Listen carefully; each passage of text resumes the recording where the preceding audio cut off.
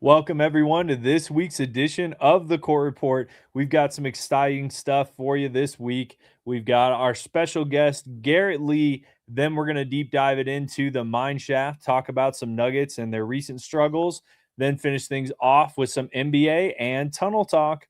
All this and more on this week's episode of the Court Report.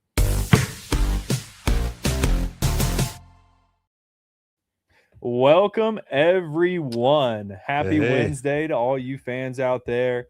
Kind of a tough day with the Lakers loss, but we'll dive into that here in just a little bit. First, I'd love to introduce you to our special guest, Mr. Garrett Lee. Hey, thanks for having me, guys. It's exciting. I haven't been on a show or anything with you since the radio days. So, I mean, it's good to be back and good to be here. So thanks for having me. Yeah, well, thank you so much for joining us here today, Garrett. Yeah. Before we break too far into stuff, why don't you give us a little bit of background about yourself as a creator? A lot of people might know you from Instagram, TikTok, social media in general. So just give us a little bit of background on that. Yeah, definitely. At least here in the Denver area, you probably know me more from back when Russell Wilson was on the Broncos. I did a series where I tracked how long it took him to throw as many touchdown passes as he has bathrooms in his house. So that at the time got pretty big. So I would get recognized for that every now and then. So I try to stay in the sports realm, but I do a lot of like listening to Mike Jones songs until he says his name, stuff like that. So just stupid, funny videos about sports and hip hop and stuff like that. So yeah, they're great. Yeah, I think thank you. I think they're great. Yeah, I was just saying, me and John were watching the, today was a good day deep dive. Yes, you did about the song and found out that was January 20th, 1992. Yeah, right. Yeah, and that was January 20th was yesterday. Right, and so that was a good day. It was National Good Day. Good day. Yeah, National Good Day Day. Good, yeah, there we go. Yeah, National Good Day Day. Yeah. So I just do random stuff like that, and then I'm from Nebraska, so I run some like Nebraska sports websites and stuff like that. I try to follow Denver sports, Nebraska sports, obviously, and So thanks for having me. Yeah, for sure. Did you grow up like just being into sports? Were you always into sports, or was it something that you kind of grew into? Oh, yeah, definitely always into sports. Like I said, I'm from Nebraska originally. I was born in Omaha, and I lived there until '99. So, I mean, obviously, big Nebraska fan because that's all that's there. So that's true. And then we moved here, so I got really into the Nuggets in the early 2000s with obviously Carmelo and all those teams. J.R. Smith, I was a huge J.R. Smith fan. Let's go. Yeah, so really into character. What an era. Yeah, with Nuggets. Yeah, with Nuggets. Legendary. Yeah. No, but it was a lot of fun. So, big Nuggets fan, and I tried to keep up with the Denver sports as well. So, yeah. Well, nice. What first got you into content creation? These videos that you come up with are pretty creative and unique. Certainly not anything that I've seen on social media as a whole. So, what was your first indication that you wanted to do it, and then what made you stick to it and become more of an actual creator in the community? Really, I just kind of fell into it. I mean, it wasn't ever something that I was like, oh, I want to be a content creator or anything like that. I'm actually a pretty introverted person, so it was kind of weird that I would get into something like that, to be honest.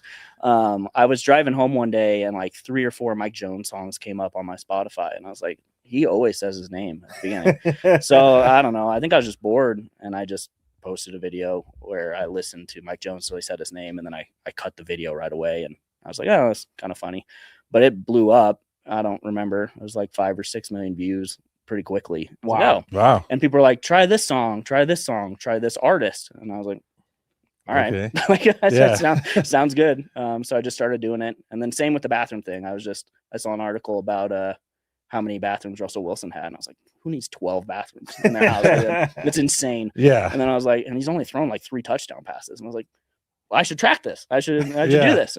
So it's never been anything, really planned. It's just kind of me messing around. That's the way to go about it, though. I think always the organic kind of real content when you're like, oh, I'm just doing this, right? And then you're like, oh shit, like everyone loves it. This is fantastic, and then you kind of figure out a way to plan and like build your next sketch and your next thing. Like I'm saying, I like the deep dive. I like how you get into the hip hop culture. Yeah. I like it. I think it's great. Well, thank you. I appreciate it. And it's weird because you never know what's going to do well. Like, yeah. Sometimes I'll post something. I'm like, that's pretty funny. And like, no one watches it. I'm like, oh, okay. Sometimes I'll post something. I'm like, why is everyone liking this video? So I don't know. It's fun. Yeah. Sure. From my perspective, when it comes to content creation, it always seems like the stuff you spend the most effort in, or the thing that you particularly like the most, always tends to do kind of the worst. And then the stuff that you're kind of like, whatever, I'll just get it out there, and then it does really well. And you're like, it's like, I don't know what the formula is. Yeah. I don't think anyone does. It's Right? just, it's a surprise. It's anyone's guess what's going to do well and what's not. So, yeah. So I got a bigger question for you here. So we had Russell Wilson struggle with the Broncos. Mhm. Since you started your video series, even just outside of that season, has he reached his bathroom total count? That's a good question. That is a Probably good not. question. I don't think he has. John, are you able to look that up for us? Yeah.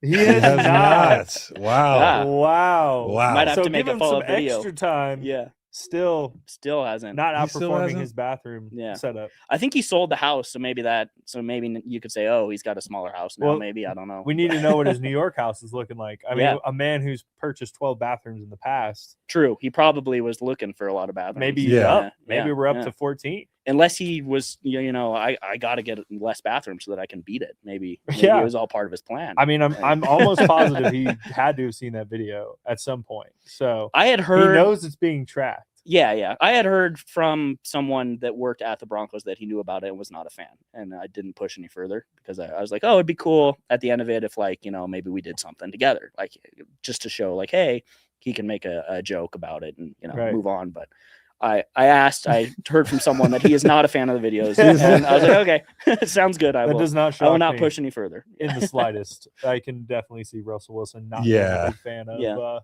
bathrooms to touchdown ratio. Yeah, which is like, I don't know, just play better. That he played 32. 32. Okay. Over the last 2 seasons, 32 touchdowns? Wow. No way. That's way too many. That's he must have gotten more bathrooms since then. I'm not buying that. I don't know, man. The Broncos are still paying his salary. I saw that. I saw a stat that they're paying more to him than their starting offensive weapons currently, which is pretty crazy. Yeah. But you'd think the Waltons just want to get it off the books. Well, like they have enough money. They should just let's just get it off the books. Yeah. Let's just pay them the rest. I don't know if that's how it works though with contracts, because I think it has to do with because otherwise, wouldn't a lot of people just be, hey, I'll just pay your contract out right now? Yes, there's a salary cap because he has a hit against the salary cap. So yes, that is part of it. But I feel like I don't know. I feel like I'd want to do some off season. Like, okay, look, you're not even on the team anymore. Let's just get you off the books. Right. But I know that's probably a lot more complicated than it seems. But I feel like they have enough money to do it. Oh, they definitely have enough money to do it. That's like one Walmart for them. Yeah, like maybe a few. Yeah, very true. Yeah, they've got that the digital price tag money. Oh my gosh, digital price tag money. People are complaining about that. I would, man. It has surge prices built into it. Yeah, I don't kind like of that. Insane. Like, it's hot out. We're gonna increase the price of water and ice cream. That's pretty insane. It's maniacal. Just switch the prices real quick. It's the most diabolical thing I've ever heard of. It's like, terrible. it's busier right now. Everything's more expensive. It's terrible. I don't like it. Yeah, I'm not a fan at all. No, and you guys have kids. I don't have kids yet, so it's probably worse once you get kids. I bet. Right now, my kid's just easy. It's literally just like formula. That's all we're picking up. But he's starting food. Friday. That's my guy. Pureed carrots. That's my guy. There you go. Yeah, getting them. Sounds like a nice meal there. Yeah. We're trying to go with the earthy flavors first. Okay. Instead of the sweet like fruit, because apparently once you give them that sugar, that's all they want. So it's like I could see that. You're gonna start enjoying and getting a taste for like broccoli and carrots and peas and things that you probably won't necessarily want if we didn't do it this way. That's true. Trying to get it ingrained in them early, That's true. That's fair. That's fair. So I like that. Yeah, I like that. All right. Well, should we talk about these nuggets a little bit? I think it's probably time. It's probably time, right?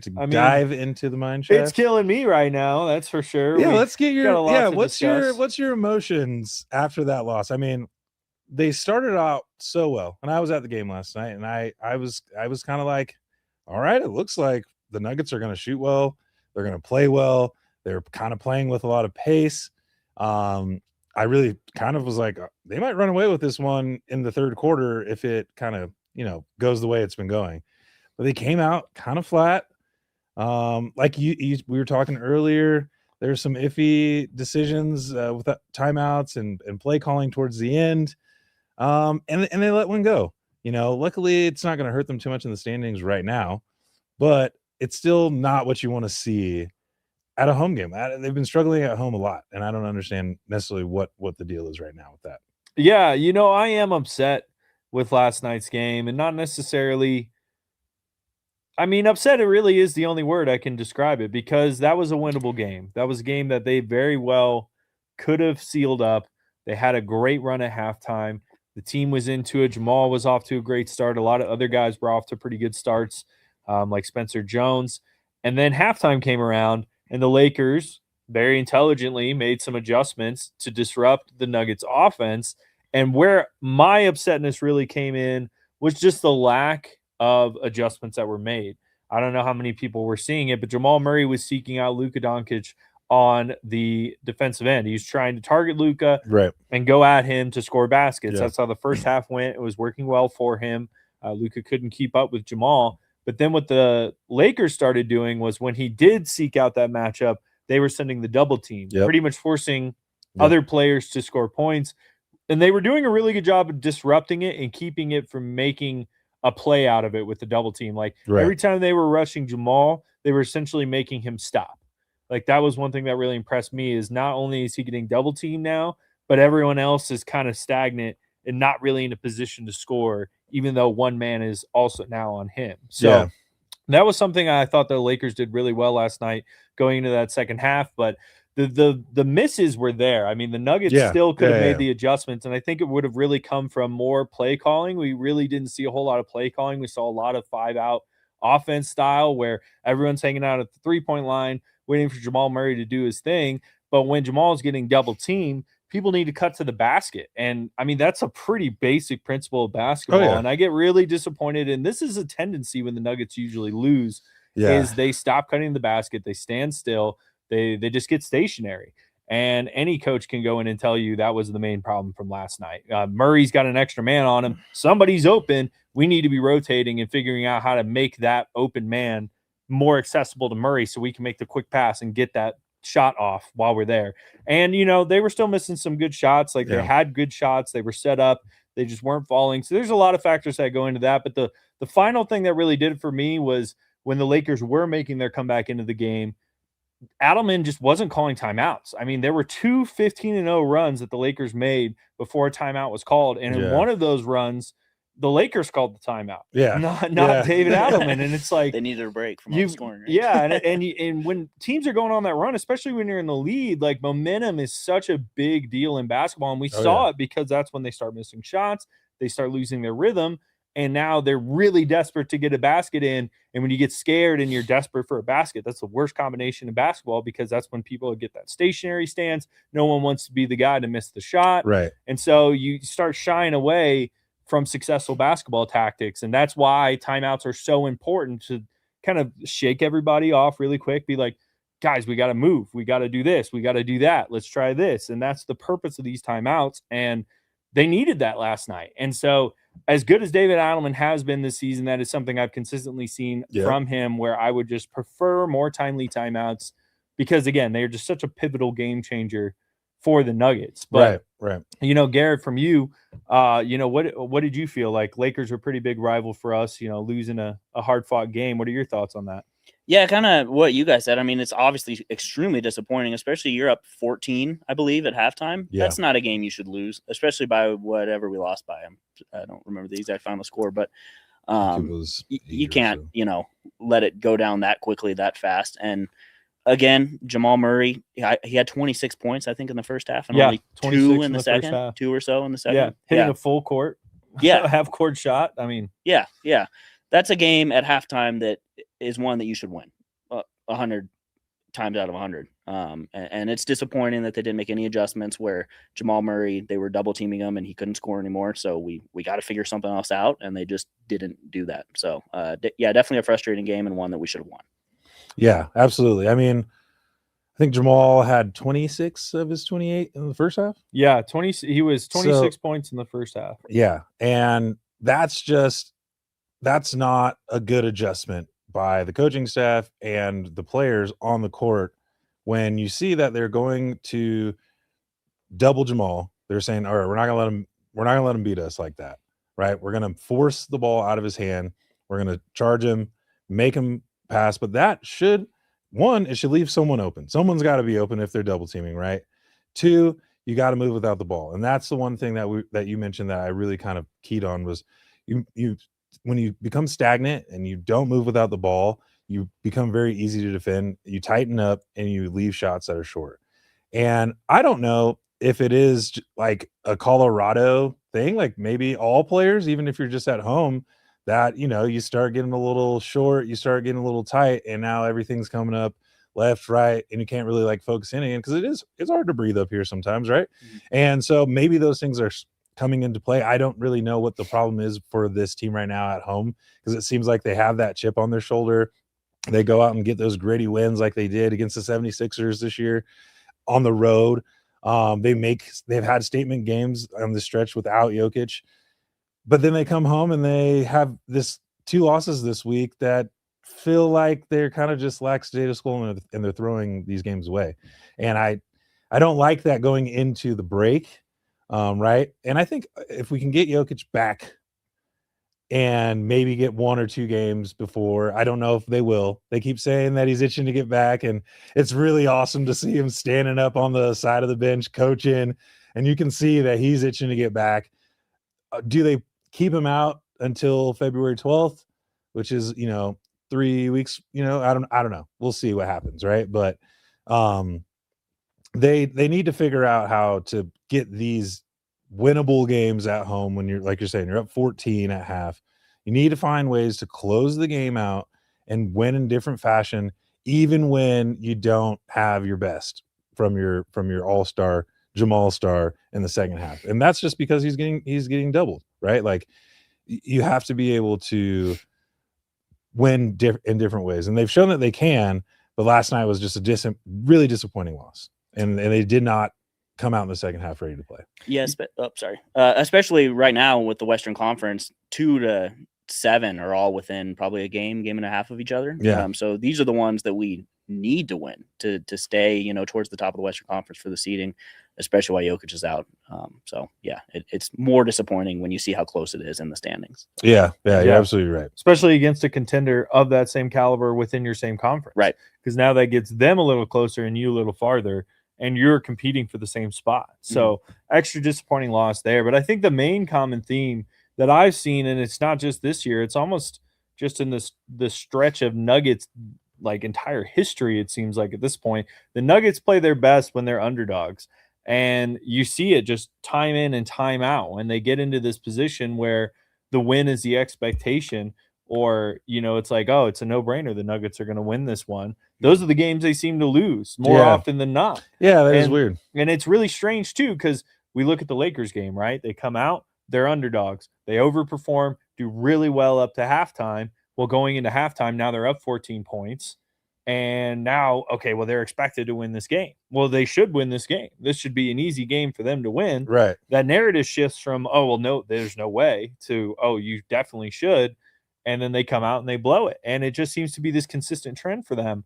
And I don't know if it's just a mentality thing or what, but it's just always whenever, like against the Hornets, another great example, a team that they should easily dog walk, and then they're losing by a significant portion. So it's just an interesting correlation with this team and just the narrative surrounding how they play. It's hard to say because like analytics are a little off, but it's just such an odd phenomenon I found with the Nuggets organization. It's to the point now where at half, like when they're up, I'm almost worried. I'm like, they shouldn't be winning this early. Yeah. They need to win in You'd the rather third them be quarter. losing at half. Yeah, you'd rather them It's going they and trailing.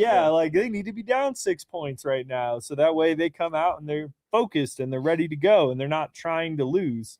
And, or they're not trying not to lose. That's the biggest thing. I want them trying to win the game, not to try to not lose the game. Right. I think that's kind of the mode they shift to, and that's why we see this trend with them. But looks like we've got a fan insight here in the comments. What are they saying? Alvin says Jamal can't do what Jokic does, where he is not scoring and everything will be productive for Denver. So the IQ of Jokic is one of a kind. Well, definitely agree with that. I mean, this is one of those games where we're really starting to feel the absence of Nikola Jokic. They really need him on the floor to navigate these defensive switches. And that could be a big reason why we don't see Adelman call these timeouts so often, because you have such a good floor general and Nikola Jokic who can make on the fly adjustments. True. So I wonder if it's a bit of a product of that. I think maybe it is. And I also think, you said something interesting about halftime and like going down and maybe trailing at halftime, because in today's NBA, like when they go in at half, I think the message is actually a lot easier when you're trailing to say, okay, you know what? We're not doing this. We're not doing that. And they actually like have film clips up and they go over their quick film clips at halftime and go over their assignments and what's working, what's not working. And then they go back out. And I think it's a lot easier for a coach to go, let's go guys. Like, let's pick it up. We're down by 5 we're still in this game. And you come out with some fire. When you're up 14, what's the message? Oh, we're killing it. Oh, we're doing everything right. I love this action here. I love this action here. We just got to keep doing this, and we're going to walk away with this one. No right? notes. Right? No notes, right? Like you're at 14. You've done everything right. And so I think maybe they're losing track of that. And like Alvin says, you don't have a Jokic to just calm the waters when the turbulence is there, right? Where if, you go on a 5-0 run and you just say, okay, Jokic, get it at the high post. Either you take it over or you're going to make a play for someone. Now we break the momentum. Now we're back, right? And he's just that special of a player that you can do that with him. His size and his IQ and his athleticism, which is crazy at that size. But Jamal has done a really good job, I think, over this stretch of games without him. But in times like 15-0 run, I think you do need Adelman to go ahead and help out. Because, you don't have Jokic on the floor. And they are different players. And they do different things. And they instill different confidence in their players. And I think with Jamal, though, right, as we've seen, like, down the stretch, end of the game, get it to Jamal. And it doesn't matter if it's a good shot, bad shot, or indifferent. He's probably going to make it. And you can see the confidence behind the team in it. And when they've been playing that way recently. But when you get into troubled waters, it's a different kind of, hey, let's take a step back and let's breathe. And I don't know if he is necessarily the player for that. And they got to find out how to do it without Jokic, at least for a little bit longer, and get ready for the playoffs, because they're going to have these kind of games in the playoffs, and you're going to have these games going in late into the season.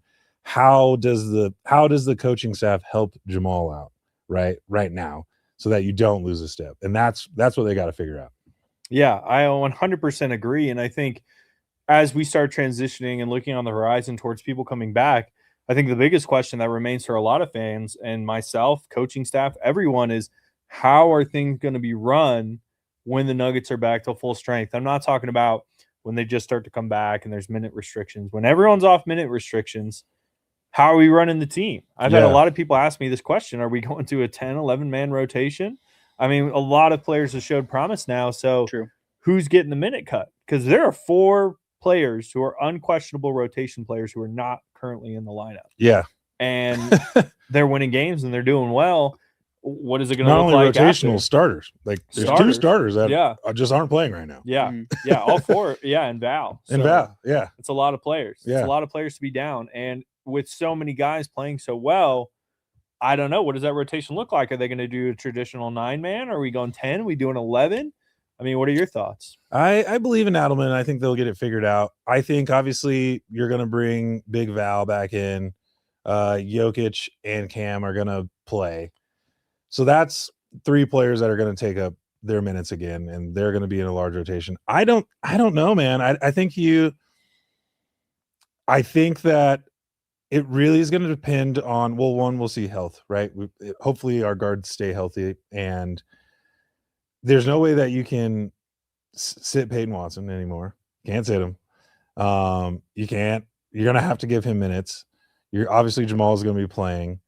And then maybe the future 6 man of the year, Hardaway, is going to be playing. So I think you're probably deeper that you get into the playoffs, you're probably going more 7-8 rotation. And guys like Pickett and maybe Spencer kind of start losing some of those minutes. Although Spencer goes 4 for 4 at the beginning of the game, you like to see that, but in the second half, nowhere to be found. I don't know. Like I think those two guys maybe start losing some minutes when you get Cam Johnson back, you get Val back, you get Tim going again. I don't know. I just think those two will probably be the ones that we don't see.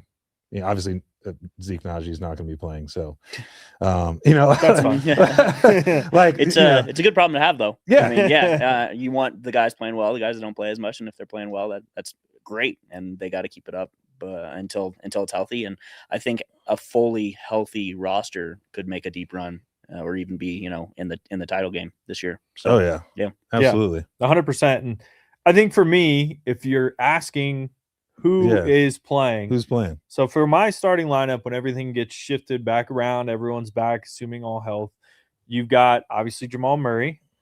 Christian Brown comes back into the starting lineup. You're gonna put him back in? Yeah, I think he is an established starter. He plays a lot of heart. He really knows where he needs to be on the court, and I think that is super valuable for him. I think that's what makes him so effective, especially playing alongside Nikola, is just finding his spots at all times. He just always knows where he needs to be. It's kind of like how Aaron Gordon plays. Then speaking of Peyton Watson is small forward. So benching Cam, we got to bench Cam Johnson. Okay, then wow. Aaron Gordon, and then Nikola Jokic for the starting 5. And then bench goes Peyton Watson or THJ, Tim Hardaway Jr. Tim Hardaway, yep. I would keep him at the 6th man. He's done a really good job. I agree. With those minutes. And I would even maybe split it between Cam Johnson and Tim, depending upon who's having the best night. Because both of them have a tendency to like, oh, they're hitting shots, they're doing well, get them the ball. But then they also have a tendency to where they're like 2 for 12. Mm-hmm. So split some of those minutes between them, decide who the 6th man is based on how the game flow is going. But on average, have Tim be your lined up 6th man. Then Cam Johnson, Valanciunas, and then you've got a smorgasbord of other players who can fill in kind of those final few slots. Pickett, Bruce Brown, you know, and just players like that. Spencer Jones is still in there. So I would structure the final group of those guys more situationally based. Bruce Brown, I think, obviously has the best case out of all those players, but I mean, it depends. Like it's not the same 2023 Bruce that we had that came in and was getting more like what Tim Hardaway is doing, like 12, 13 points a night, making tough shots. He is like that sometimes, and he is a good glue guy. He does a good job of being where he needs to be as well. And a good culture guy. Yeah, great culture guy. Like, love Bruce Brown on the team. Yeah. No complaints there. I just think overall his productivity level isn't necessarily what it used to be. Agreed. Which his contract doesn't necessarily reflect the need for that.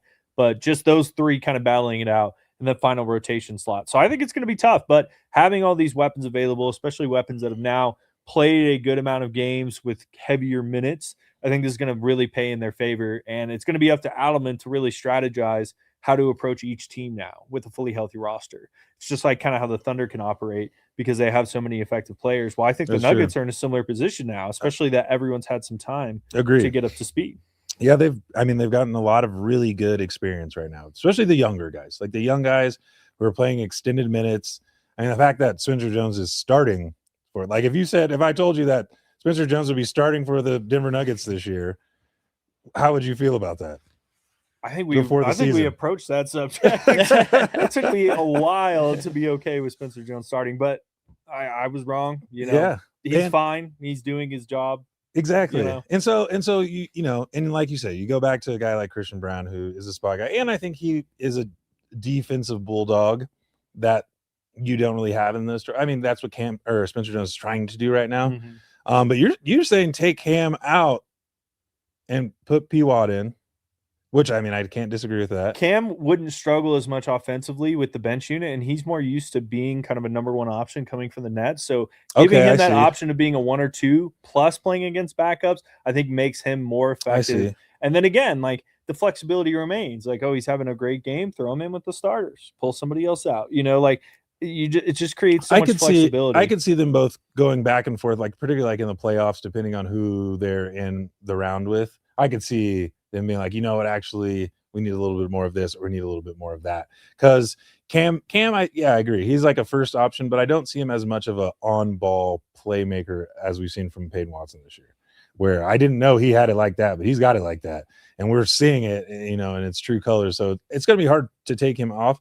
And that's why I'm like, maybe Peyton Watson could lead a second unit with Tim Hardaway, where now if you don't have Jamal out there, you still have a guy who can just create his own shot and make for, Hardaway as well. So I don't know. That's why I was kind of like, maybe Peyton's in that second unit just so he can like kind of take over and be on the ball a little bit more. Kind of lead the unit a little more. Yeah. So I don't know, but I'm curious to see what's going to happen, because the depth is a great problem to have. And that's one thing that we're looking at. And that's why I'm like, I think this team's going to be able to go pretty far in the playoffs. Yeah. Just through all the adversity that they've gone through already. I'm sure it's bringing them together. I'm sure it's building camaraderie in that locker room. We were there the other day, and it just seems, I don't know, everything feels very uplift. Like everyone's in a good mood. People are coming out for warm-ups, and they're joking, having fun, watching the Broncos game, right? Like it seems like they're on to green pastures here, for lack of better words. And I think that I think they have the depth to do it. I'm curious to see what that rotation ends up looking like at the end of the year here. Yeah, no, absolutely. And for me, I love the chemistry of this team.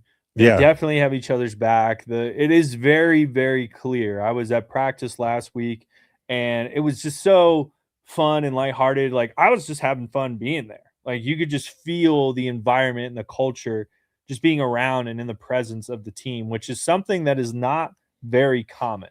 No. Like, you have to be so cohesive as a unit for the coaches, the players, the staff, everyone smiling, joking, having fun, being serious at the same time, doing good reps, but, high-fiving each other, giving each other notes, joking around. Like, those are the extra little things that only happen when the culture is correct. True. And the vibes are good. True. And especially with last season ending and such a concern with the culture, it was potentially being affected.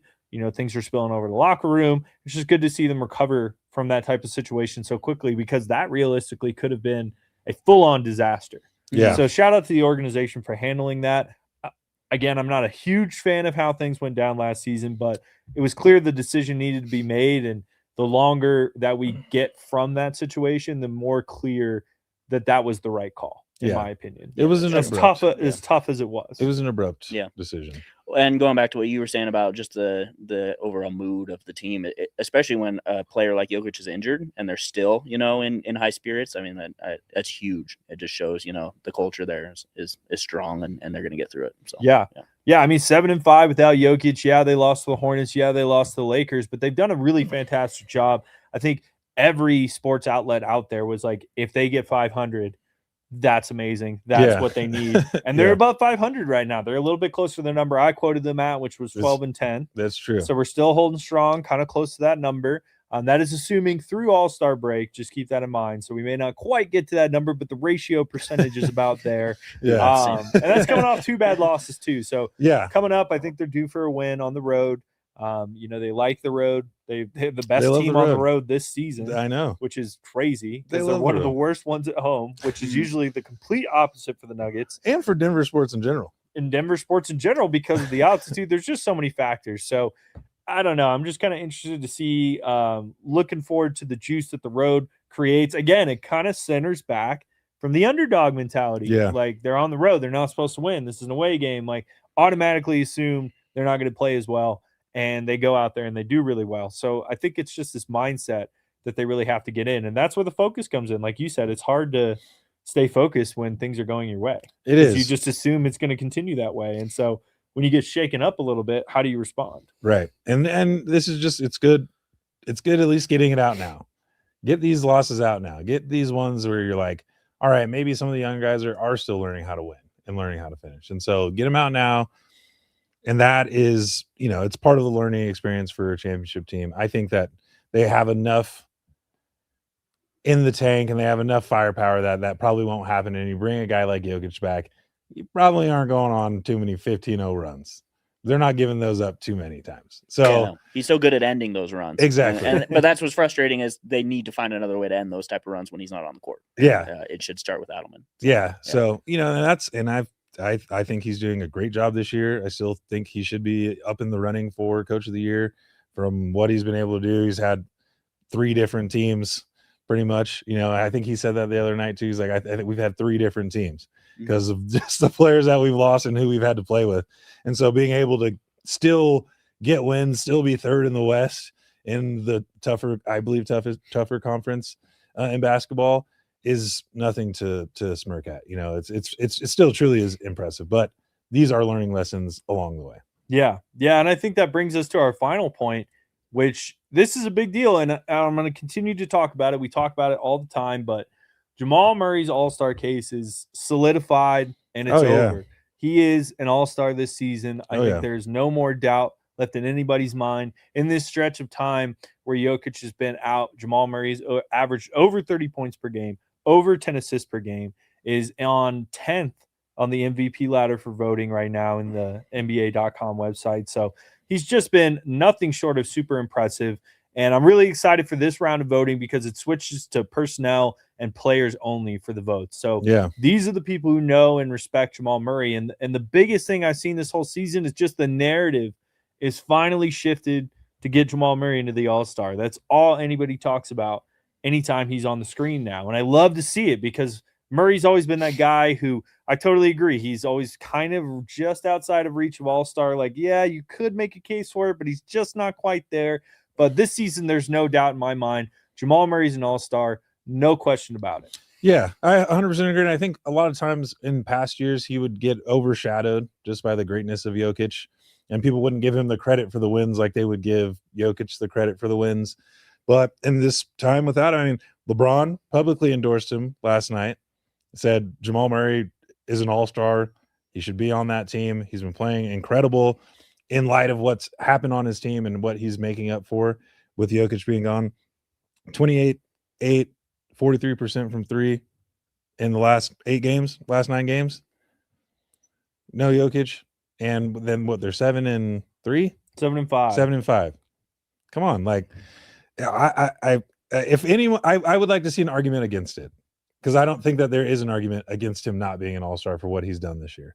And I am happy that we're covering it this year, and I am happy, and I'll be very excited when he gets it, and we'll be the first people on the show to say congratulations and give him his flowers because he deserves it. And I think he really, like you said, you saw him at the beginning of the season. He bulked up over the offseason. He's back in the best shape you've seen him, and it's showing out on the court night in and night out, and I can't disagree.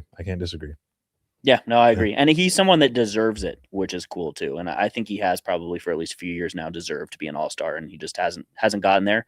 But like you were saying, this is the year that I really think he's gone over that hump, and he should be one this year for sure. Yeah. Absolutely. Yeah. And speaking of, I mean, there might be 2. There might be 2 all-stars from this beaten up, injured, banged up team. You still might get 2 all-stars from it. Yeah. I think Watson, just outside of that. Watson will be out. I mean, obviously, Jokic will be an all-star. Jokic is already locked in. He's locked in, and then you might get Jamal. It's insane that you can even mention Peyton Watts' name, though. That's not something he won that Player I of the Week. Yeah, I know it is. I know. I'm saying it's good that we're even, talking about him and all-star in the same sentence. So, I mean, I don't think he'll be one. Well, good it's crazy in the sense of he's playing very well, but bad in the sense of now nationally, every team's going to want to come get him. That's true. Yeah, definitely bad in that sense. But he's a big culture guy. We got a lot to figure out. Some people have suggested some ways where we can find some money for him. So I think the Nuggets, with how they've handled the organization this past offseason, we're going to see an aggressive, intelligent approach to this upcoming offseason. But before we get too digress back into the Nuggets, I think we should expand out to hardwood headlines as we discuss All-Star Weekend. Yes. We've got some announcements in that department. We finally have the starting 5 for the East and the West. Yes. So I think Demetrius, you've got that ready to be pulled up, right? Here's our Western Conference starters. Steph, Luka, the Joker, the Alien Wemby, and Shea. I can't really disagree with this. I really can't disagree with this. No, I think it's really good, actually. Yeah. I mean, the only one I don't necessarily disagree with, and this is not from a place of lack of love for Steph Curry, but I just don't know. His team's not doing that well. Statistically, he is doing phenomenally. Like, there's no argument there. But I just don't know. It's supposed to be positionless this year. That was the big thing they were pushing. Oh, it's not a position base. But I look at this and immediately that is the most standard starting five I've ever seen. There's nothing positionless about it. You've got a point guard, a shooting guard, a small forward, and then a power forward center, and both of those guys, like, they could play either one. So yeah, it's pretty. I was expecting a little bit more from, like, true. Who knows? If you're not doing positions, five? then don't do positions. But then that's clearly even without all that, Anthony Edwards has been doing some incredible work. That was the only thing I was going to say. They're higher ranked than the Warriors. I get that this is fan voting, so that is a lot of why we're seeing it. But lots of love for Steph. He's a legend. He's a great player. He's still playing at a super high level, but Anthony Edwards is just the driving force that is the Timberwolves right now. And they have turned their season around early and are in a good position to really compete in this upcoming postseason. I agree. So I think he got a little disrespected in this one. Well, that's the thing with fan voting. I mean, it's Steph Curry, and everyone's going to vote for him. Like, my kids are 7 and 5, and Steph Curry is the man. So if it's going by the fans, he's going to win it for sure. Yeah, that's true. Just a marketable guy. Just a marketable guy. Fans love him. Definitely a fan favorite. Oh yeah. At least it's not Zaza Pachulia. I don't know if you all remember that. I know Zaza. Zaza Pachulia. Well, he was top 5 in fan That's right. voting. Yeah, he was because of his country. Yes. They voted for him religiously, and they had to change the rules. So he didn't go. I just always think of that. I'm like, well, that's the fan vote, guys. That's the fan vote. He's got to go. Awesome. He's got to go. He's awesome averaging like do that, 10 and 5. I like that country pride. Get him in there. I like that. It's like, hey, you get Draymond in there somehow every year. So somehow. true. Yeah, which I don't ever understand that. Yeah, but overall, I mean, this team is really good. I think one thing that's going to be super interesting is the team world, because obviously 4 out of 5 of these guys are starters on the team world. Yeah. So that's a crazy lineup to have for team world, because as we shift to the Eastern Conference. Yeah. Which I will say, by the way, before we move on, first time in a long time we're not seeing someone up there as a starter. Oh, yeah, we should talk about that. This is the first time in a long time. 21 years. 21 years. And this is the first time he's not an all-star starter. Yeah. So, I mean, that's like the changing of the guard. Like I say, it seems like some things it took long changing. enough. Yeah. Oh my gosh. Hey, he's pretty good. I take back my fan He's thing pretty about good, Curry though. because LeBron would be up there too. So. Yeah, that's no, true. I don't know though. Like, No, is not anymore. LeBron as unanimously liked as Curry? I mean, Curry has his haters for That's sure. true. But That's true. I don't know. Like, I think Curry is just overall more liked. I think he's than more LeBron. liked than That's LeBron true. for sure. Because There aren't LeBron really just Curry tries haters. to force Yeah. it a lot. That's I mean, the thing with LeBron. He just it's- forces so much, and that's what I just can't get into. And what's the saying? The You attitude. live long enough. You see yourself turn into the villain. Yeah. I don't know about Curry though, man. He's a chill guy. Curry's a chill guy. Just And a chill LeBron's dude. always had haters, you know. Yeah. It's From the probably jump. more now. Definitely LeBron hater. Sorry. I was just was phenomenal jealous of him. all-time I never player. hated him. I was just jealous of him. Can't But I was a stand him. Kobe guy growing up, so I was just Oh, like, really? LeBron, whatever, you know. And then he went to the Lakers, and I was like, okay, he's okay. But I still respect the greatnth that we've seen over. Definitely. Yeah, you have to 23 at least years. respect it for sure. An all-time great. He'll ask you to respect it. Yeah, he'll ask for it. And he'll demand it. That's for sure. He'll demand it. That's for sure. We can guarantee that. I Yeah. wonder when that's coming. That's what happens when you're a billionaire too. Yeah. So. True. But yeah, let's get over to the East here. How are we feeling? We got Giannis, we got Jalen, we got Tyrese, we got Jalen Brown, and Cade Cunningham. I love the East because with it being such technically a weaker conference, we see so much fluctuation with their starting all-stars. So it's just cool to see a lot of these guys. Like Tyrese Maxey has become more solidified you know, in the all-star realm, you know, coming out, playing very well year after year now for a couple of years. Jalen Brunson's kind of in that same boat. Obviously, Giannis is Giannis, but Cade getting his flowers, getting the start. Love seeing that. I love seeing that. Pistons are going crazy. The Pistons are going crazy. So good to see Cade in that. And then Jalen Brown. Jalen Brown is still underrated. He was getting kind of clowned at the beginning of the year for his hairline antics. Hairline antics, his hair antics. He didn't have any hair. There was no hairline. It was the painted hairline that we were seeing there. But it was he didn't have any. Not to overshadow his basketball ability, Yeah. which it definitely has been. But the Celtics are second. Yeah. I mean, I don't know how. They've but been they're doing slowly good. creeping up This the is the rebuild standings. year. He had, I think, it was like 2 weeks in a row that he had over 30 points, I think, for in every game. I think we had like 8 games where he had 30 points. Wow. In a row. Has he been an all-star before? Jaylen Brown? Yeah. Okay. Jaylen Brown has been. Couple times now. I think the only one you can really question or maybe want to talk about is Jalen Brunson. I don't know if he's having this insane year. I think he started out really hot. I think the Knicks in general have cooled down, and not really playing to their full potential. I think even Coach Brown said that we got to figure it out and just come out and do your job. There's nothing really else to talk about. We're just not doing what you're supposed to be doing on the court. So I'm like, that one, I don't know, starter, Jalen Brunson. And also, we talk about positionless. These are all guards, pretty much. Yeah. So this one is more what I was looking for. Okay. This makes sense. There's no true center. No true center. Can play center, he can play wherever. No problem. But he's not a center. And then you got 4 definite guards. Yeah. Like, none of them. I mean, these Jaylen are Brown's guards. kind of a small forward. He's Because on of the his depth height, chart. Yeah. but- And his strength. Like, he can play the small forward position. But we recognize these guys all as guards traditionally. But Jalen Brunson, I agree with, because that's essentially Jamal Murray's stat line. Yeah. Like, if we're looking at it. Yeah. Like, and he's a starter. That's what I'm saying. Like, that's crazy. Obviously, New York has got Jalen Brunson's back. That's a huge factor in this. Yeah. New York loves the Knicks. Yeah. They support the Knicks big time. But yeah, definitely over their last 10, I don't know about that. Yeah, He's definitely not a little leading them questionable. much. Definitely a little bit This questionable. might be a stupid question, but how are they going to play this game then, the All-Star game? If So- this is all guards and the West is not. Great question, Uh, because the way the format works this year is totally different from the traditional. There's 3 teams. There's 2 teams that are US-based players, okay. 2 teams of 8, and then 1 team of 8 that is a world team. Mhm. So my favorite part of this is we saw how good the last lineup was for Team World. Yeah. Well, guess who fills in that Team World starting lineup spot? Giannis. So we had Giannis to that other starting 5, and that's the team that other people are going to have to play. And frankly, I don't know how you even approach a team like that. That team is your nasty. small forward is 7 feet tall. Yeah. No matter who you play, who you pick to play small forward, he is going to be 7. Dang. So yeah, you're right. You got Giannis, you got Shea, you got Victor, you got Luka, and you got Jokic. I don't think any team at any point in time in history could beat that. I mean, that front court is absurd. It's insane. Yeah, it is. It is truly insane. You have to literally shoot the ball like up and over. Like how do you get to the rim on that? Shoot half court shots. How do you get to the rim on this team? You don't.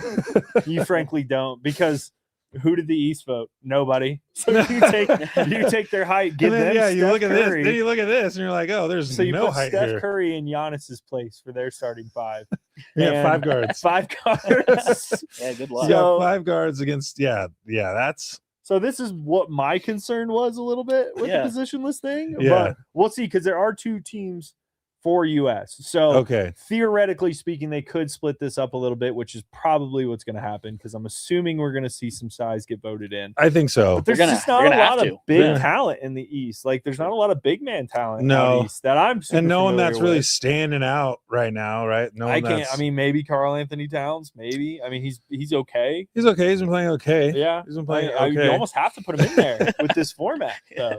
I mean, is Bam gonna? I don't know. Is Bam getting voted in? I don't think Bam's getting No, voted in this he's year. not done great. He's regressed this season. Yeah. Genuine question. I'm really trying to don't think have a of name. the East, like the big men in the East Pascal right now. Siakam, Maybe what's his name on the 76ers? Joel. Joel. Kind 'cause of. he's He been hasn't playing played good. enough games, I don't think. No, He's been kind of out on and off. I don't know if he's but he's still played eligible. well. He has played well. He has played well. He though. would be one of the better ones for sure. Because Yep. he's still at 26 points per game. So Yeah. he's still productive. Like, definitely still when he does play. Yeah. He's his I'm trying old to self. think. Mark Williams, maybe. Jalen Duren. Jalen Duren. Yeah. I think he's a big man, if I'm not mistaken. Bigger. Bigger, yeah. Yeah, there's just not a lot of options out east. It's true. It's kind of crazy when you think about it in this new format. I'm just trying to even think, like, even if it wasn't this format, who we'd be putting in these slots. Like, Yeah, I don't this is really. how the Hawks end up with 4 All-Stars. Yeah. Like, Yeah. not this season. Not this season. Just previously when the Jeff Teague era. Yes. They ended up somehow with 4 All-Stars. Jeff Teague, Paul Millsap, Yep. Joe Johnson, and Kyle Korver. Yes. What a lineup. What a lineup. Or Al Horford. No, Al Horford. I was going to say, I think it's not Al Joe Horford Johnson, before he went to the Celtics. Yeah. Al Horford. Yeah. How's Al Horford playing this year? Good. He's okay. He's on the Warriors. He's on the Warriors, and they're okay. Yeah, they need They need a big man still. It's been freaking forever, and they just have not approached. Well, they don't utilize Kuminga. I don't think that well. They have to now, and he wants out of there, and so that's never good when one of your main guys is publicly like, "I trade me, please put me on the trade block. I want out." Obviously, now they lost Jimmy Butler this week. That you never want to see anyone tear an ACL like that, but. The Warriors are in a weird spot. The Warriors are just kind of in a weird spot, and I don't know if bringing in Al Horford was like a big change. It was fine. It was fine, but it wasn't going to push the needle. It wasn't going to push the needle. He was an off the bench vet. That's how I saw him. Like, he'll play productive 15, 20 minutes a night. He's not going to play productively for a full starter's share of minutes. It's just not and I wouldn't happen. expect him to. It's not at his age. Yeah, exactly. And he's already been a vet for a while now. Yeah, he was a vet when he was on the Celtics. Yeah, he was the vet that they brought in to take him over the hump. Yeah. So the Warriors are in a weird place because this Jimmy Butler injury really raises a lot of questions for them. First of all, obviously not a great move for them. I think they tried to make something of it. Jimmy Butler didn't quite live up to how he usually plays with the Warriors. And he's on a big contract. Yeah. I think they signed him for $60 million a year. Yeah. In like a rejuvenated contract agreement. So that really puts him in a tough spot because who's going to take that type of money on? And now I'm hearing talks of maybe a DeMar DeRozan trade to the Warriors. DeMar DeRozan over to the Warriors, which at this point in DeMar's career, I don't know, man. He's still productive, but I've never been a big DeMar DeRozan fan. He's fine and definitely respect him as a player. But I have a DeMar DeRozan story actually. Oh, really? Which is this is true. This is a true story. I'm not joking about this. We were playing AAU. My team was playing against DeMar's team. Obviously, we know he's known for his dunks, his high fly, his vertical. So their team, I get the rebound. I pass it up to a guard. The guard passes it up, gets tipped at half court. DeMar steals it. He gets on a fast break headed towards me. And I have two choices. Either just run out under the rim. I stand my ground and I try to go up with him, or I get dunked on, And I don't know why I did this, but I was like, I'm gonna jump. I'm gonna try. So I take to, and this, my friends can attest to this. I run back, I jump up, and he jumps. And he goes to dunk on me. And by the thinnest margin, I get the bottom leather of the ball. Nice. And just tip like that. Just a little bit of tip like that. And I get the block. And my friends were going crazy. And I was like, honestly, I just got lucky there. I was like, if I didn't jump at the right time, it would have just been on my head. And I was like, oh, my gosh. But, hey, shout out to DeMar. He's had a great career. I think, we'll see. I want him to do well. I would like to see him on a championship type roster. But he needs the ball in his hands a lot. Yeah. So we'll see if that'll ever happen. But I don't know if that's move for the Warriors. I don't know if it changes anything for them. I don't know if they have a formula to win this season. I really don't. Like, the Warriors have put them in this really precarious position. And then with Jimmy Butler, assuming that you may have to keep him, regardless of the trade scenario, that means you're probably going to have to give up Jonathan Kuminga, who immediately made an impact when he went in the other night. 20 points in, I believe, 20 minutes. Like, that's what you want out of somebody. And he's been hungry to play. And for whatever reason, the organization's just been holding him back. And it's a conundrum. I hope that they work that out because that is going to be a piece. If they're going to want to win, they need guys who are on the team right now to step it up and perform at a high level alongside Steph Curry because Steph is getting the job done. Everybody else needs to get in line. They need to figure it out. Steph knows how to win championships. Steve Kerr knows how to win championships, but they've got to start playing like a team. And I don't know if this is a product of Steve Kerr and Jonathan Kuminga getting into it. Steve Kerr has a tendency to sometimes get emotional. I think we have seen that from him, even though overall he has a pretty calm demeanor. We have seen him kind of get into it with some players. And so I don't know, man. I mean, they got Draymond, super intelligent guy, but I don't see a trade scenario that puts them in this like good precarious position because these other teams are just juggernauts right now. Yeah, and the top five are probably going to stay that way. I don't see them losing enough games to like really drop out of those top five teams that we're barring seeing. any injuries. I will say, watch out for the Suns though. because they're quietly just kind of winning these close games, winning games. Devin Booker's actually playing pretty well. It's going to be interesting, and I think that's not going to bode well for the Warriors, because you got a team like Phoenix who can win games.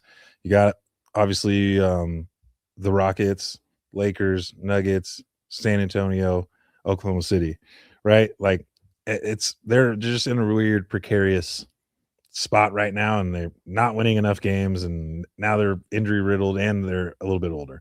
So the Warriors, it looks like maybe that window is closing, if not closed, championship wise, closed, yeah. which I think it might be, time to do something different. I don't know what they can and what they will do, but something needs to change. Some movement needs to happen for sure. Because nothing in the top 5 is moving on the West. You mentioned obviously in the East, the Celtics have creeped up into the second place. That's crazy. They just came out of nowhere. I didn't really see them. I thought they were going to struggle a little bit more without it's not Jalen. Jason Tatum. Jason. I was like, I know it's another J name. With Jason Tatum. The Jays. The Jays. Yeah. And it seems like they might be getting him back after All-Star break. So that he's been ramping it up. Apparently, could be.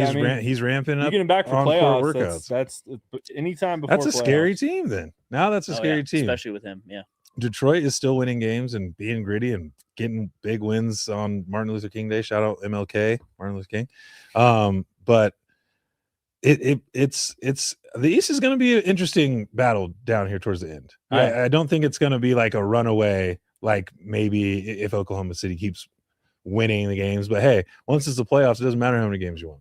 It doesn't matter. It's all 0-0. So we'll see the East. The East is very interesting. It seems weird to me because I don't know. It's like one team will go on like this 8-game win streak, and then they'll lose 6 games, and then this team's coming out of nowhere, and then so it seems like one of those kind of races that we're just going to have to watch for the rest of the year and kind of see how it plays out. But the West seems like it's pretty locked in with the top 5-6 teams. Yeah, at least to me. Yeah, I mean, definitely. And I think one of the biggest things, especially on the radar coming up to All-Star weekend, is the trade deadline. I think that is going to be one of the biggest deciders for this offseason because you do have a lot of competitive teams out east. You've got certain players looking to move from their current team and potentially find an open slot out east. I mean, the Raptors look good, the Pistons, the Celtics. There's a lot of competitors out there, and even the Knicks, when they kind of get their stuff back together, and last 10 games have been rough, but still a competitive team. And so biggest question right now in the trade block out east is the possibility of Giannis Antetokounmpo. We're a little late to this conversational topic. Is he going to get moved? He was booing his own crowd. His crowd was booing him. He was booing back. Oh, it's getting contentious. Oh, it's getting bad. It's getting bad. And if I'm Giannis, like that's kind of stuff you're getting when you're giving your all every night, which is pretty evident from a guy like Giannis. Like he's not a coaster. Like he's not just phoning it in. He's 110% every time he touches the court. He's a competitor, yeah. Yeah, and so I don't know. If I'm Giannis, I think it's time. Does he stay in the okay, let me ask you guys this. If they move on from Giannis, if Milwaukee moves on, do you think he stays in the East or do you think he somehow makes it to the West? Like a Warriors. I don't know exactly where he would go, but I feel like he'd probably stay in the East. I don't know. You don't think they'd send him to the West? I don't think so. No. Okay. I feel like he'd stay in the East, but I don't know. What do you guys think? Yeah, I mean, the Kings to me out west would be the only team that would make any logistical sense for them to trade with. True. The Thunder obviously are always part of that conversation, but if I'm the Thunder, I'm not making and mixing up my like chemistry at this point. No. You've got the right team in place. You don't need to add a superstar level MVP talent to that whole rotation and mess things up. Yeah. And potentially affect your future as well, which is definitely something that would happen. So I agree. I think the East is a likely trade situation for him. If I'm the Bucks, I'm not too concerned about where he goes because more than likely you're probably not getting a high-level superstar in return just with what's available out there right now. I don't really see that. So you're looking for draft capital. So it comes down to who's going to have the best offer. And I think Giannis does have in his contract no trade clause in there. So for him, he's going to be the one who has to make that final choice. So that even complicates things more because now you have to not only make a difficult situation and decision, but now you're limited to who is actually going to be who he's actually going to go to. And so like we've got this comment here, Yeah. talking about wanting to go to Toronto or the New York Knicks. Honestly, either one of those destinations make those teams scary. Specifically, like Toronto's been doing really well. I just don't know what they get in return. I'd love to see what that looks like, because somebody like Giannis is a top tier level talent, a generational level player. It's going to have to be Brandon Ingram and someone else. Yeah, I don't know. And they're not trading Brandon Ingram. I don't know if I would. He's a big reason for their success. Yeah. But Giannis is a better player. So it's a hard question to approach. And same thing with the Knicks. I think the Knicks have more names that they could trade. True. The names that like executives and things like that would be attracted to. But it's a tough question. What do you get in return for somebody who clearly wants out? You kind of kill your draft capital when you have that type of situation involved. So pretty interesting. Yeah. And I'm not really sure where it's going to go right now. I think it will happen by the trade deadline, though. My gut is saying that it's going to happen. And Emmanuel Quickly and RJ Barrett, I need a lot of trade. I need a lot of draft picks with that, though. Yeah, they're going to have to they're going to have to put picks with that. But I could see them moving on for those two. Yeah, I could see them moving. That'd be enough to like be serviceable for the fans. I think that would be your next biggest concern. But I think Giannis Canada would love Giannis. Bucks are going to be upset. Canada would love Giannis. Oh yeah, the Raptors would love Giannis. Yeah, I'm just saying, a great situation. Canadian superstar up there. Yeah, that's true. RJ Barrett's also Canadian though. Also, that's true. Is he? Yeah, he is. And Giannis is Greek. I know. I'm just saying. But they would still like it. Very true. Yeah, I'm just saying. Yeah. It's interesting because the Raptors have not only just Toronto, but it's like the whole. Like Canada as a whole are Raptors fans. So you get this massive fan base for this one team. Yeah. And so you it's get a whole country behind it. Yeah, literally. It's like it's not just your surrounding area. And then they'd all be behind Giannis. So, yeah. It's like the Olympic team almost. Yeah, pretty much. You only have one. So pretty interesting though. I think it's a precarious situation. I think how the standings are gonna like end up being out, especially out east, is really going to come down to this trade deadline. And I feel like we're in store for some surprises too. Ja Morant's on the trading block. There's a lot of things up in the air right now that could really change the situation. If change the scenery for somebody like Ja Morant totally changes everything for him. I think it changes everything, and also it might change depending on where he goes, it changes the way he plays. Right? Like that's an on-ball guard, aggressive player. A lot of big flashy type plays, but not a lot of like run a set for Ja, right? Like let's go down, run a half court set, back it up, let him make a play over in the corner, run some off ball action, get a back, cut and have a nice pass in the back. Like I don't see you running an offense like that with him. Like he's get out, run, push the pace. I could see him in Miami. I could see Ja. That's a good spot in Miami. Just the way that they play. Spoelstra is a really good coach. He's good with calming down the outside noise, and I feel like he could still be, he'd be what Jimmy Butler was in Miami, right? Like they love the bad boys in Miami. They love the bad boys for life. I think that's where they shot that movie, right? In Miami. Yeah. So perfect fit. Be a perfect fit. So it's like, dude, we don't care about guns down here. Yeah, bring it with you. Bring it with you. He's bringing it. That's for sure. Yeah.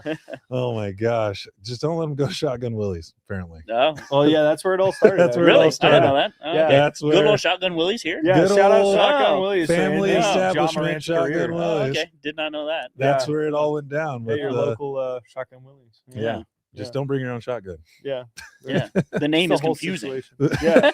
It's like, sorry. I thought I was supposed to. Thought this is something else. My bad. Yeah. Definitely wasn't expecting that. Well, before we close out hardwood headlines here, we got one last question from a fan. Let's see here.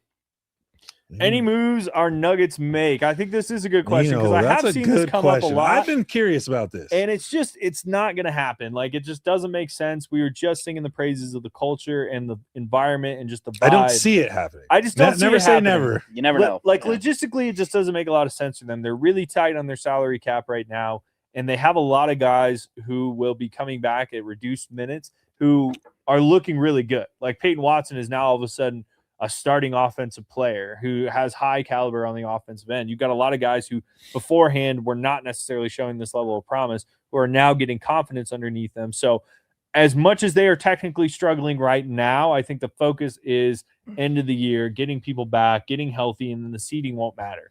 You're going to have to play whomever to get to the finals this season. It's not going to be easy. No matter what seed you're in, you're playing somebody who is just almost as good as your team if you're a healthy Nuggets team. And so it's tough. I just don't think that there's any move out there that exists that really makes and furthers their case for champions. Yeah, I'd agree. I don't see. Well, I'd say one. I think the fans would be upset if anyone in this rotation right now gets traded. Like I think the uproar and the camaraderie, like you've been talking about, is disrupted. And you're bringing in someone that will probably have some questions around them, obviously, because they were on the trade block and they were available. Now, is there anyone out there that just would make the team better that's even available? I'm really trying to think. I mean, I think that the team is set, like that they need to compete and win a championship. You went out and got Valanciunas, who hasn't really gotten going yet, but I think when you get to the playoffs and the game slows down and you get into half court sets, he is that backup for Jokic that can come in with size. So you have the size, you have Jokic, you have the playmaking of Jamal Murray, and then you have guys like Cam Johnson, Christian Brown, Peyton Watson, I mean Spencer Jones at times, and Tim Hardaway Jr. that can all come in and shoot the lights out. So I don't really know what else you need. There's maybe if you want to say you go out and get a scrappy on-ball guard defender, maybe that's all that we're missing. But other than that, I don't really see that we're missing too much. So I think the Nuggets are going to stay set. I think they're going to stay set, and I think this team's set for success right now already. Yeah, agreed. I could see maybe another team coming in and trying to, drop some crazy trade, like trying to get Peyton Watson or something. So I don't know. If that's the like only thing I could maybe. See realistically. I mean, I don't know. Maybe someone comes and gets like Nimhard or something. I don't know. Like like that could be something. But I don't think that upsets anyone or like moves the needle. Not say anything about Nimhard, man. He's a good player, but he's not in that 8-7-man rotation right now. So if something like that, you go get a scrappy kind of bulldog guard for him. Okay, that's okay. But if someone, I mean, I don't know, they're gonna need to offer a lot to get Peyton Watson off the team. Yeah. And you're gonna want a lot back. What's out there? I don't know what's out there. Like you need almost you need a second tier player that's close to being a superstar in the next couple of years. So I don't know what do you offer and what do you get back from that makes this team better right now. I don't know. I mean, there is no situation where trading Peyton Watson is more valuable than keeping him this season. I think that's the main focus, and the biggest focal point of this whole discussion is just there's too many players that make more sense on this team than they do off this team. Even if we insert other players into their space, like the chemistry's there, the coaching's there, the camaraderie is there, and the ability is there. The talent is there. Like all the boxes are checked. It just comes down to health and execution. And when you're in a position like that, you don't make any changes. And so I think now, though, it's time for us to transition into our final segment. We've got Tunnel Talk coming up where we do some live reactions to different player outfits. You guys all see them from different teams, league fits, all the other Instagrams I post about it. We're going to react to some here. So DC's got some pictures here. We haven't seen these. Garrett and I have not seen these yet. So they have not seen them. Let's start off with something easy and clean. We got D-Book. Okay. It's just it's a nice outfit. It's fine. It's a nice outfit. It's nothing crazy. The orange is kind of weird. I don't like the orange. That's where the fashion part comes in, right? I'm not a very fashionable person. No. So, I mean, I don't quite understand the orange, but it's to give it that color pop. He's got a lot of not really the color going on in this. The jeans are technically blue, but not really. So that's just to give it some. Well, actually white. I think everything's white. He wore all white, and then he's got the jacket on over. And it looks like that's the lining of the jacket. It is. Yeah. At least if he's walking along the highway or something, people will see him. Right. Oh, yeah. Great for a blue collar. This is a high vis fashion. Right? Yeah. Great side of highway safety. Yeah. But something simple. I would wear this. Looks good. I mean, maybe add a hard hat or something. Yeah. The hard hat would kind of go nice. And a little vest. Yeah, a vest. I mean, if we're getting into OSHA regulations here, guys. Reflective vest action. Yeah. We don't want the foreman coming in with somebody from OSHA and us getting written up here. Yeah. So Booker, you got to go. Make sure you got that. Maybe more complete. Too. Make sure you got that hard hat on. Yeah. We got to make sure we're following guidelines here, Devin. Safety is a big concern. We gotta. This next one is winter. It's winter themed here. What do we? Oh, Is that camo?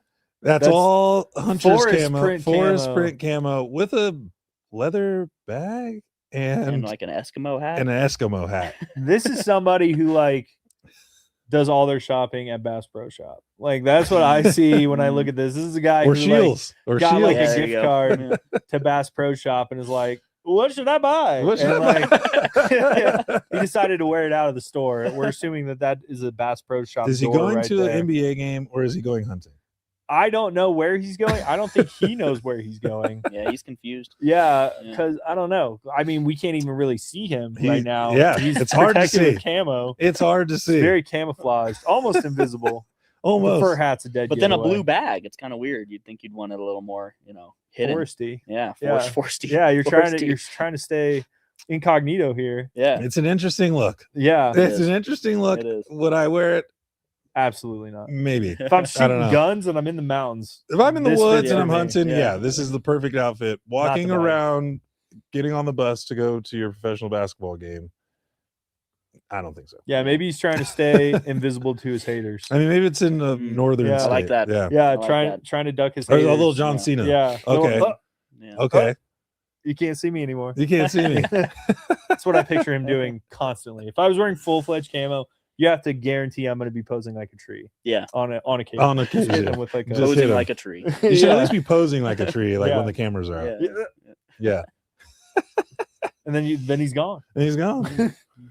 This is not it though for me. No question. This is not terrible. it. This is a Terrible. With the hat. This is the cop-out fashion trend of camo that I just will not stand for. Okay. Okay. Listen, camo is a He's a big anti-camo guy. utilitarian-based. It should be outfit. useful only. Yeah, This it's is not literally fashion. to be used. I think certain camos are fine, but this is a literal forest camo print. This is not a fashion-based camo print. This is Okay. literally like At least This he's not is, wearing you're a right. full like Bass ghillie Pro suit Shop. though. that is next. That's coming next. I hope so. I would not be shocked. I hope These so. dudes start coming out in ghillie suits, like Louis Vuitton ghillie suits. If you're listening, we want to see ghillie suits. All right. Yes. Oh, man. Pre-game ghillie suits. Honestly, 10 out of 10 if they do that. Yeah. Oh, yeah. Just hiding in a corner. No notes for me. We got Call of Duty Modern Warfare in the tunnel this week. Oh my gosh. Well, here's an interesting look here. Oh, Now, is that Scotty Barnes? it's Scotty Barnes Oh, with some man. gumdrop shoes, boots. The pant, I don't know what's wrong with the pant, and I don't know what's wrong with the top. It One's just really doesn't- tight and one- one is really baggy. Yeah, that's Yeah. like he got this, and he's got it buttoned up like all the way to his neck, Yeah. and then you got these like flare jeans that round off at the. I don't know. I Almost just like a it parachute. looks silly to me. I don't know why, Very but it MC looks Hammer. silly. It to me. is, yeah. It looks silly to me. It definitely looks silly. It Yeah. for sure. I don't have either of you guys ever heard Scotty Barnes talk? I don't think so. Yeah. Yes, I have. I'm not trying to be mean or rude to anyone, but he has a very interesting way of talking. And this may be reflective in his outfit right now, to put it lightly. But it looks like he's wearing platform shoes, which he's already 6'8", so kind of wild. The pants are nice, big, and baggy, but they're just short enough That's the to be weird. yeah. Like, The length like of like the kinda just to high hit us waters, with a yeah. little ankle shot Yeah. right there, And like these a little- little poking out. It looks like a clown outfit, if I'm being completely honest. Like at least the bottom half, because like the Yeah. shoes and the pants together, total clown. The jacket, love the jacket. Yeah, the it's not jacket looks bad. nice. It's Yeah. a little bit too tight for his size, which I understand. He's a bigger dude. I'd rather a little bit more of like yeah. room in there to breathe, but I love the jacket. The No pant- notes on the jacket, the but the rest of the pants and outfit is the, just clown city. Yeah, the pant and the boots, they're like, I don't know, they look like clog boots. I don't know what it is. It's like military boots with 5 extra inches. This is like the Yeah. boots like guys who are like 5'1" wear, so they feel try a to look little taller. bit taller. Yeah. Yeah. like But he doesn't need to be taller. No. no, he just needs like a speech therapy coach. He- That's all he needs. Oh, boy. I wish we had a clip of that. That would be Next show we'll have a clip of this. Yeah. Now we got this this clip of Lou Dort though. all right. I like this outfit. This is not as bad. I kind of like it's I just can't tell what's going on in the pant area. Is Yeah. it like capris? no, Do they're they like, go all the way down? I can't they tell. go all the way down, but they're like tightened at the bottom. Like Oh, okay. I don't know what he's doing with that kind of look. It's a Far East kind of look here with the It's like a genie. and the glasses It's and like the glasses. dude's like an artistic genie. Yes, He he's pops like, out of the bottle and it's like, I can paint you. I think I whatever like this picture one the you want. most so far. Yeah, Yeah, this this is isn't good. bad. It Yeah, this is flows really well. it's nice. Like It's the a nice color look. coordination is really good, and then the black is a nice like break between the orange color. The orange isn't too bright. Everything fits at least consistently. You Yeah. know, like top's a little baggy, bottom's like a little more baggy, but not like off-puttingly baggy. Like it flows really well. This is a good one. And even Aladdin the hat. pants. Aladdin pants. There we go. Oh, or God. MC John, our Definitely. producer said MC Hammer pants. Yeah, Yeah. MC Hammer or a genie from Aladdin. Yeah, the genie he's from about to hop Aladdin, on a rug and MC fly Hammer around. He needs one of pants. those like curly shoes. You know Yeah, what with I'm the talking about? toe, The curly with the tip toe, shoes. yeah, Yeah, yeah, curly that toe. would complete it. That would complete this This look. is what I And a picture tiger. like AI being as a genie. Like, Yeah. It's like, hey, I can paint you any picture you want. Yeah. Like, that's what he's jumping out and saying. I gotta say, with I like hat the combo. beret and the hat. Yeah. And that the and the glasses. Mm. They really set it off. Like for the me. strap almost looks like a paintbrush. Yeah. He's going to paint something. Very artistic look. Very, very cultured artistic look. But I like it. I do like it. This I one, like this this one's one. an it. I like this. This outfit. is an This it. is actually a good. That's a good fit. This one was interesting, Yeah. but I didn't not like it. Yeah. I mean, I don't hate it. I don't love it. I don't. This is like one of those like overly designed outfits. You know, Yes. like it's really simple, Mm. but just because he's wearing a certain designer, like it just gets to be really extra, like with all the buttons on the jeans and then the crazy rip. I at least like that the rip is letters this time, you know, Yep. so at least there's It more of a is? statement being made. Somewhat. I It's mean, it's very something. like vague lettering of some kind. Huh. At least from what I can tell. Maybe it's abstract and that's the point. I don't know. I'd have to know more about that specific but I could brand. maybe make out an R there. Or a, Yeah, like a couple okay. of R's.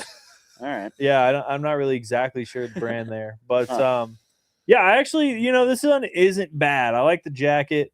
Jacket's Little really fur clean. coat. It's a fur coat I think I'd wear. Yeah, it's like a like, it's zip not up over- fur yeah, coat. yeah, yeah, Where it's I not- wouldn't. I don't know if I'd wear a floor to ceiling. Yeah, or, especially if you're in shoulder a to- cold place on a road trip or something. Like, Yeah, not a bad fit there. And then the white's kind of a nice compliment to that. Let the jacket do the talking there. exactly. Yeah. Because that's the kind of jacket he's wearing. Yeah, But yeah, the jeans kind of take me out of it. yeah. The pants aren't great. Yeah, but not bad. jacket It's like, was it's a like Yeah, no, Same it's not bad. years. This one's like, the best, eh, I think, so yeah. far.